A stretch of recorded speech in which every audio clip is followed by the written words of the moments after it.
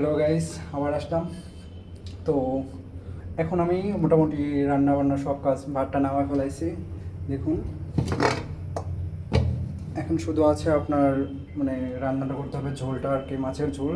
মানে তেমন বেশি কিছু আইটেম আজকে আর রান্না করবো না, শুধু রান্নার মধ্যে শুধু মাছের ঝোলটা হবে আর ভাতটা হবে। ব্যাচেলার থাকি তো সমস্যা হয় আর কি। যতটুকু যা পারছি সেটাই করার চেষ্টা করছি।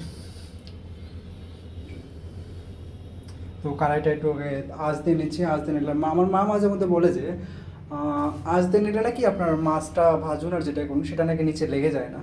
তো ওই জিনিসটা আমি আগে থেকে একটু ফলো করছি। আগে দেখা যাচ্ছে রান্নার পাশাপাশি মায়ের সাথে যাই একটু গল্প টল্প করতে, আড্ডা মারতাম, তখন একটু মায়ের সাথে একটু ছিলাম আর কি।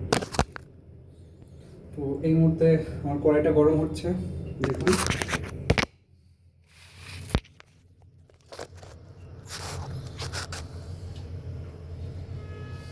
কড়াইটা গরম হয়নি, তারপরে আমি সব কিছু এখন শুরু করবো আবার। আই হোপ কড়াইটা গরম হয়ে গেছে। এখন তেলটা দিয়ে দিই।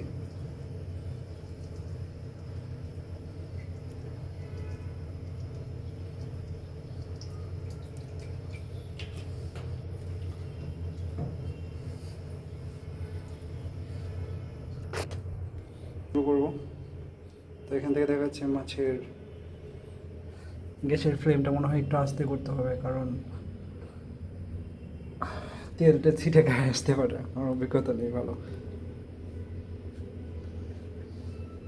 মাছটা দেখা যাচ্ছে আমি সুন্দর করে মেরিনেট করে রেখে দিয়েছিলাম, সেইটা দেখি আগে গরম হয়েছে নাকি।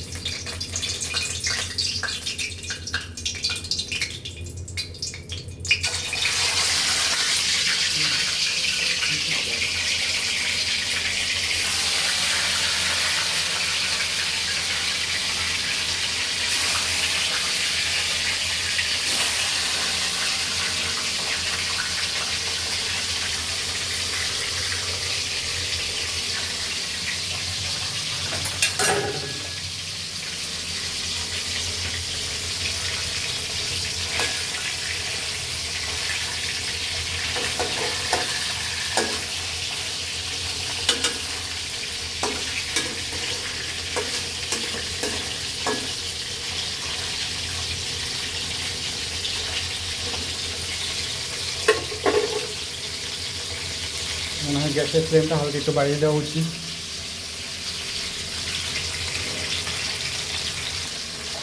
মাছগুলো মনে হয় এক সাইড ভাজা হয়ে গেছে, এখন আরেক সাইড হওয়ার জন্য আমি মাছগুলো উল্টে দেবো।